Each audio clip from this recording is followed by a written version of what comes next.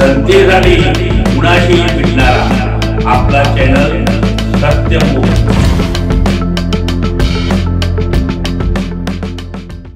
इचलकरंजीच्या महानगरपालिकेसमोर उपोषण करणाऱ्या ठेकेदारांकडील कंत्राटी कामगारांचं आंदोलन मागण्या मान्य झाल्यामुळे स्थगित करत असल्याची घोषणा कामगार नेते प्राध्यापक कॉम्रेड ए.बी. पाटील यांनी केली।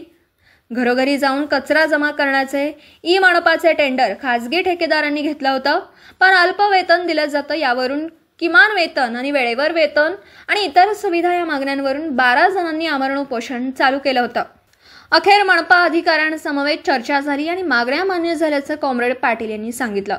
यानुसार गाडीचालकास 13,500 रुपये आणि मदतनीस यांना 13,000 रुपये मासिक वेतन देण्याचं ठरले। तासावर वेतन रद्द ठरवलंय।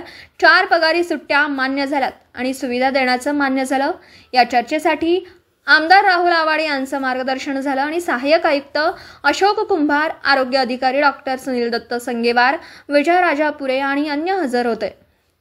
सत्यमुख प्रतिनिधी रामभाऊ ठिंकणे, इचलकरंजी। घड्याळाचा तासावर कामाचा संबंध संपला।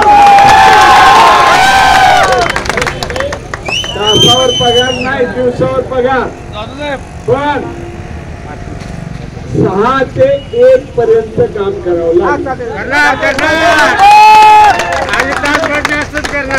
6 ते 1 त्याच्यामध्ये आपण 7:30 ला आलो, 7 ला आलो वगैरे असं काही चालणार नाही। सगळे 6 ला 5 मिनिटं कमी असताना हजर पाहिजे आणि 2 वाजता बाहेर पडायला पाहिजे।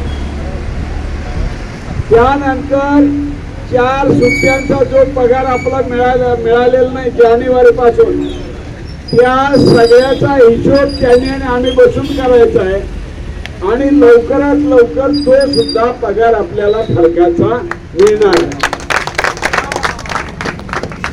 जनतेसाठी कुणाशीही भेटणारा आपला सत्यमुख। लाईक करा, शेअर करा आणि बेल आयकॉन ऑन करा। मित्रांनो, विसरू नका।